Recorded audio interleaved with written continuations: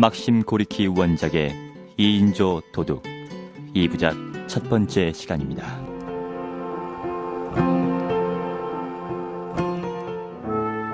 한 사람은 춤추는 발이라는 뜻의 플라시노가, 또 한 사람은 희망을 가진 사람이란 뜻의 우포 바유시치. 이 두 사람은 모두 도둑이었다.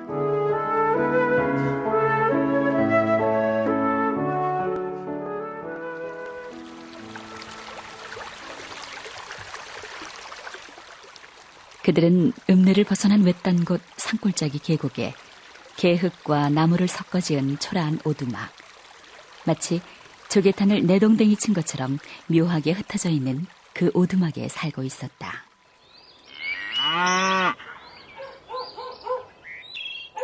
그들의 일터는 읍내를 벗어난 변두리 농촌 마을인데, 읍내에선 도둑질 하기가 어렵고 자기네 거처 가까운 마을에는 훔칠 만한 물건이 없기 때문이었다. 빨리 가세요. 당분간 이 근처에 어신도 하지 말자고. 알았네. 연기처럼 사라지자고. 두 사람은 조심성이 대단했다. 하지만 농민들은 그들을 잘 알고 있었다. 아유, 속상해.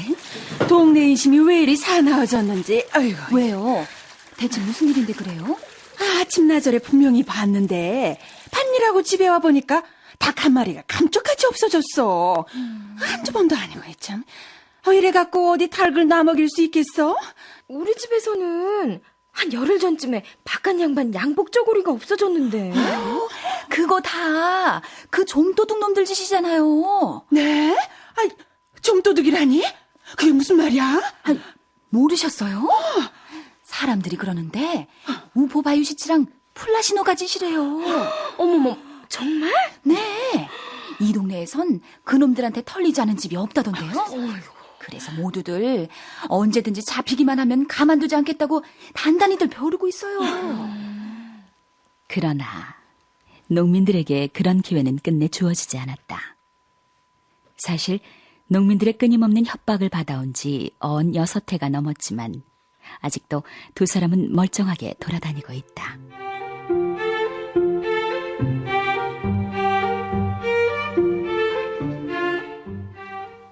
어이, 플라시노가. 왜 그러나, 친구? 40살 정도 돼 보이는 플라시노가는 키가 크고 구분 등의 마른 몸매였지만 근육과 뼈대가 있는 편이다. 왼쪽 다리가 오른쪽 다리보다 긴 그는 걸을 때 왼발이 공중에 떠올라서는 쇠풀의 방향을 바꾸는 게 춤추는 듯 보였기 때문에 춤추는 발이란 뜻의 플라시노가라는 별명을 얻게 됐다. 우포 바유시치. 자네 그 기침이 더 심해진 것 같은데? 아니 괜찮네. 난 괜찮아. 플라시노가보다 5살쯤 더 먹어배는 우포 바유시치는 힘없이 자주 쿨룩거렸고 반백의 턱수염으로 가려진 얼굴은 누렇게 떠있다. 걸음을 옮길 때면 성난 듯 입술을 깨물며 슬픈 노랫가락을 휘파람으로 불곤 했는데 늘 같은 노랫가락이다. 우포 바유시치는 갖가지 빛깔의 누더기 조각 속에 솜을 넣은 짤막한 웃옷을 입고 다녔고 플라시노가는 기다란 회색에 농사꾼 외투를 걸치고 다녔다. 우포 바유시치란 작자는 농부였다던데. 정말요? 그럼 그 플라시노가는요? 뭐라더라. 원래는 성당직의 아들이었는데 가게 전문도 하고 당구장 사원도 하고 뭐 그랬다나 봐. 근데 어쩌다 도둑질을 하게 된 걸까요? 거야 모르지. 저길 봐. 호랑이도 지 말하면 나타난다고. 지들이 무슨 실과 바늘이라고 저리 붙어 다닌다.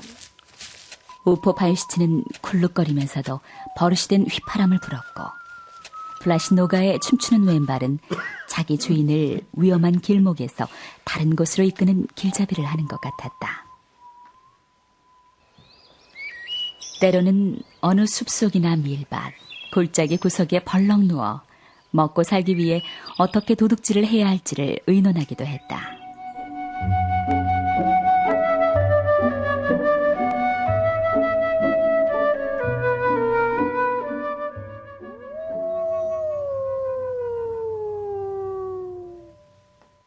겨울이면 늑대까지도 두 친구와 달리 살아가기 위한 싸움에 유리한 조건을 갖고 있는 그 늑대까지도 생활난에 허덕이고 바싹 말라 뼈대를 드러내고 먹이를 찾아 쏘다닌다.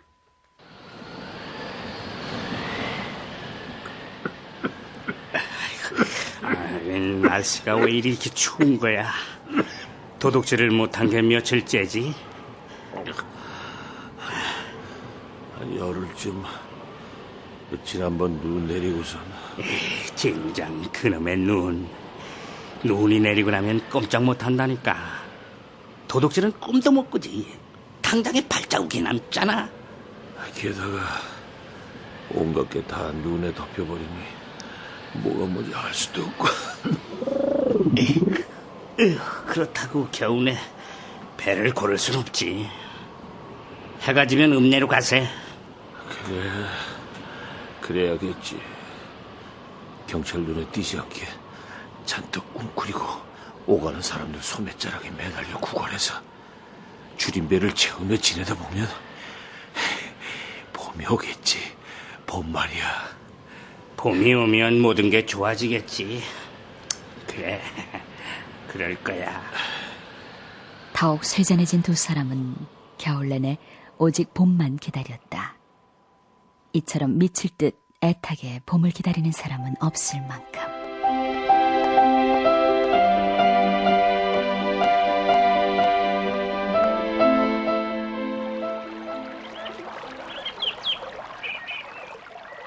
마침내 봄이 다가왔다.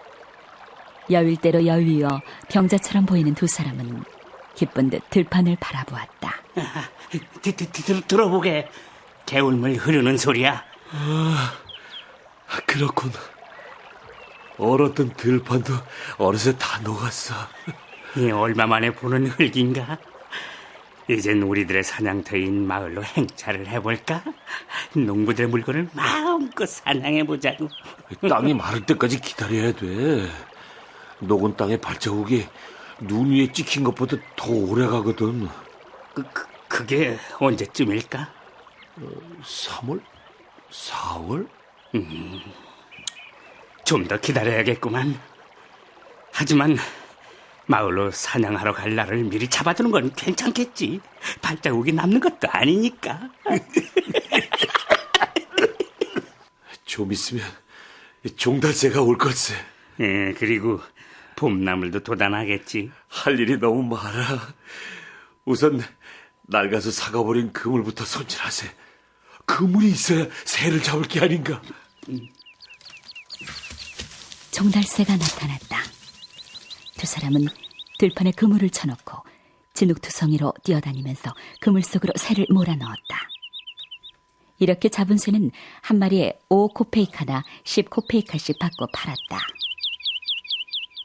봄은 날마다 무엇인가 새로운 것을 베풀어줬다. 봄나물을 뜯어 채소가게에 판 두 사람은 적지만 돈을 벌었다. 군인들의 사격 연습이 끝나면 참으로 숨어들어가 주운 타나를 한 푼트에 12코페이카씩 팔아넘겼다. 하지만 이런 걸로는 아사지경은 면할지언정 마음껏 포식을 즐기기에는 부족했다.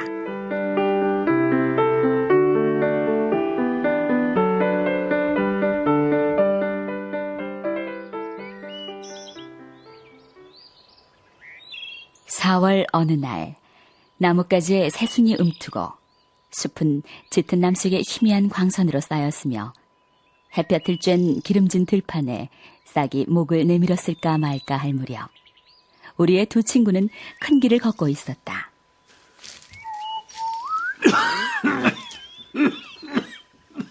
자네 기침 소리가 심상치 않아. 더 심해진 것 같은데. 이 정도는 아무것도 아니야. 햇빛을 쬐면 금방 나을 텐데 뭐. 병원에 한번 가보는 게 좋지 않을까? 어차피 죽을 팔자라면 병원에 가도 죽게 마련이라고. 하긴. 아이고, 이거 아무래도 목에 구멍이 나겠군. 우선 무안 안에 뒷겹부터 뒤져보세요. 쓸모 있는 게 있을지 몰라. 그리고는 시프초비아 숲 옆에 사는 구촌의 지 한 해를 훑어보고 그 다음으로는 말코 북한해를 둘러보세. 그러면 30베르스타 정도는 걷게 되겠군. 응? 그래. 설마 빈손으로 돌아가는 일은 없겠지. 길 왼쪽에 숲을 벗어나자 솜털이 푹신하게 돋은 망아지가 서성대고 있다.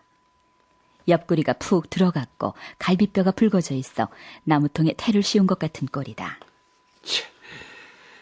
저놈도 꼬챙이처럼 빼빼 말랐군 그래. 응? 이리 와. 와. 플라시노가가 부르자 망아지는 소리나는 쪽을 흘끗 보더니 싫다는 듯 목을 흔들고 다시 아래로 목을 축 늘어뜨렸다. 자넨 싫다네. 해치우세 저놈을 말이야. 타타르 사람들한테 끌고 가면은 7루블은 문제없어. 어떤가? 그렇게는 안 줄걸. 그만한 값어치가 있어야지. 하지만 가죽이 있지 않나? 가죽? 아니, 가죽값으로 7루블이라니. 고작 해야 3루블일 걸세. 겨우? 그 망아지 가죽 좀 보게. 저게 어디 가죽인가? 꼭 누더기 삼배로 만든 발사계 같구만. 거기다가 문제가 있어.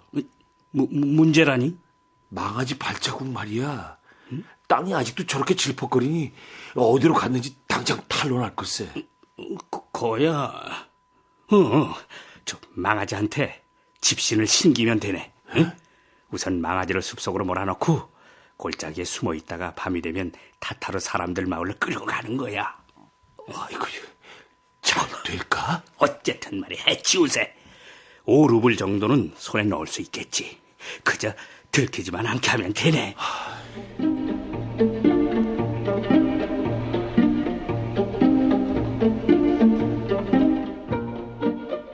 숲속 깊은 골짜기 안쪽은 서늘하고 고요하며 어슴푸레하다. 시냇물의 속삭임이 애수를 띠고 정적을 꿰뚫으며 들려온다. 망아지를 훔친 두 사람은 산골짜기 구석 백양나무 그늘 아래 자리를 잡고 모닥불을 피웠다. 우포 발시치 누더기 옷에서 찢어낸 소매자락은 망아지 머리에 뒤집어 씌워졌고 고삐는 나무줄기에 매놨다. 우포 바이시치는 편안히 앉아서 감개무량하다는 듯 불꽃을 지켜보다가 늘 하는 버릇대로 휘파람을 불곤 했다. 플라시노가는 버들가지를 한 다발 베어다가 부지런히 바구니를 짰다. 낭망한 듯한 시냇물 소리와 불행한 사나이의 휘파람 소리만이 황혼과 숲과 고요 속을 하염없이 감돌고 있었다. 모닥불 속에서 나뭇가지가 톡톡 튀기도 하고 한숨이라도 쉬는 듯 쉿 소리를 내기도 했다. 불 속에서 사라져가는 자기네들보다도 더 괴로운 두 사람의 삶에 깊은 동정을 베풀기라도 하는 것처럼. 플라시노가 그만하고 행차해볼까? 아직은 이르네. 아주 어두워진 다음에 떠나자고. 왜 그래? 추워서 그러나? 아니, 어쩐지 처량해지면서 넋이 빠져나간 것 같아서. 아픈 탓이겠지. 글쎄, 다른 이유가 있을지도 모르겠네. 자네 말일세. 너무 애골로만 생각하지 말게나. 그건 곤란하네. 난 생각을 하지 않고는 못 견디는 성격이거든. 난 망아지를 보면서도 어쩌자고 저렇게 궁상맞게 생겼을까. 하지만 살림하는 데는 꽤 쓸모있는 놈이지라고 생각을 하지. 그 자네한텐 그런 쓸데없는 소리 듣고 싶지 않아. 휘파람을 불고 한숨을 쉬어봤댔자 그게 뭐란 말인가?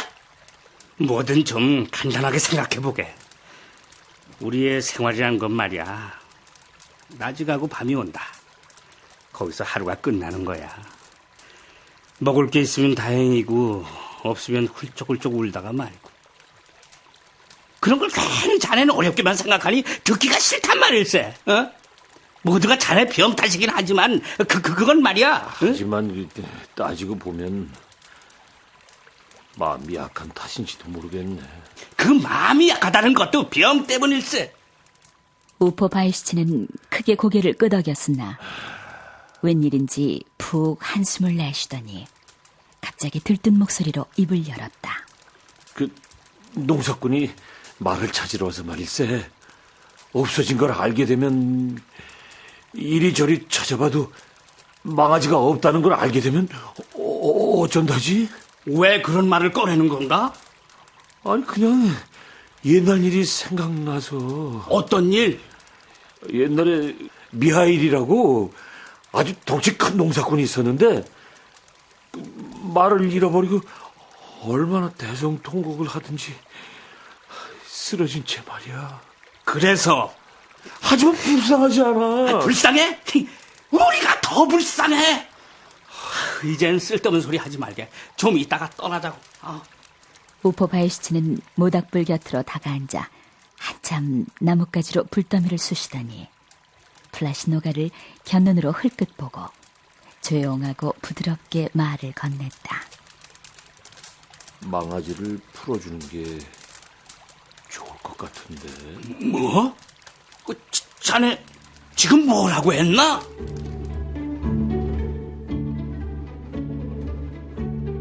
막심 고리키 원작의 2인조 도둑 1부를 마칩니다.